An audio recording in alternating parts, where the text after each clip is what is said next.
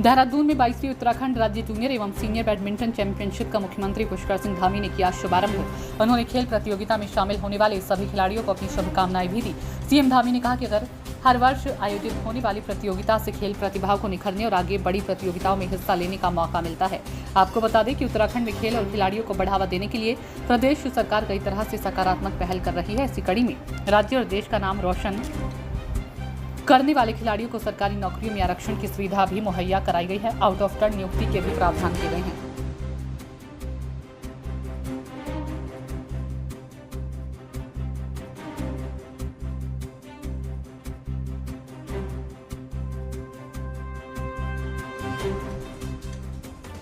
के खेलों में भारत के जो बढ़ते हुए कदम हैं, भारत का तिरंगा जो आज हर खेल के मैदान पर लहराता हुआ दिखाई देता है, उसको आज पूरा विश्व देख रहा है, पूरा संसार देख रहा है कि भारत किस तेज गति से आगे बढ़ रहा है।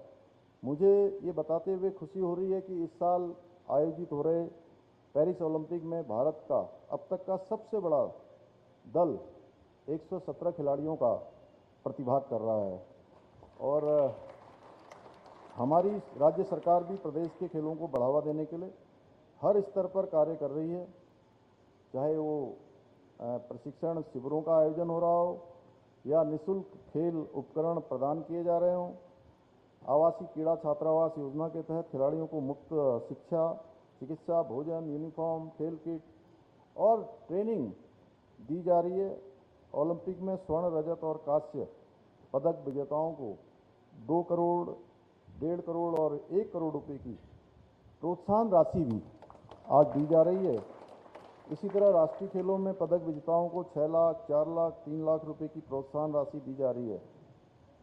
साथियों, मुझे आप सबके मुख्य सेवक के रूप में काम करने का मौका मिलते ही मैंने कोशिश की है कि हमारी राज्य की सरकार खेल और खिलाड़ियों के प्रोत्साहन को बढ़ावा देने के लिए नई खेल नीति लाएं, क्योंकि ये बहुत उस समय की आवश्यकता थी और हमने नई खेल नीति भी राज्य के अंदर लाई है।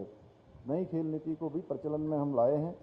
इस नीति के तहत हमने राष्ट्रीय और अंतर्राष्ट्रीय स्तर पर पदक पाने वाले खिलाड़ियों को सरकारी नौकरी देने की शुरुआत की है।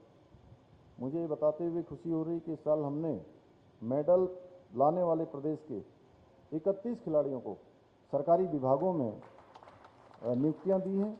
इसमें बैडमिंटन के 4 खिलाड़ी हैं, हिमांशु तिवारी, ध्रुव रावत, सोहेल अहमद और शशांक छेत्री। इसके अलावा मुख्यमंत्री उदयमान खिलाड़ी उन्नयन योजना के अंतर्गत 8 से 14 वर्ष के 3900 उभरते हुए खिलाड़ियों को 1500 रुपये प्रति माह छात्रवृत्ति भी देने का प्रावधान किया है। छात्रवृत्ति दी जा रही है। हमने खेल छात्रावासों में रहकर तैयारी करने वाले खिलाड़ियों का जो दैनिक भत्ता था उसको 175 रुपये से बढ़ाकर 225 रुपये प्रति छात्र कर दिया है। वहीं दूसरी स्तर पर ग्रामीण स्तर पर ओपन जिम के लिए भी 10 करोड़ रुपए की धनराशि का प्रावधान किया है। साथियों, हमारे राज्य को आगामी राष्ट्रीय खेलों के आयोजन का शुभ अवसर मिला है। ये हम सब लोगों के लिए एक बड़ा अवसर है, हमारे राज्य के लिए भी, हमारे उदयमान खिलाड़ियों के लिए भी और खेल संघों से जुड़े हुए सभी लोगों के लिए जो खेल के प्रति अपनी रुचि रखते हैं, खेल में अपना योगदान देते हैं।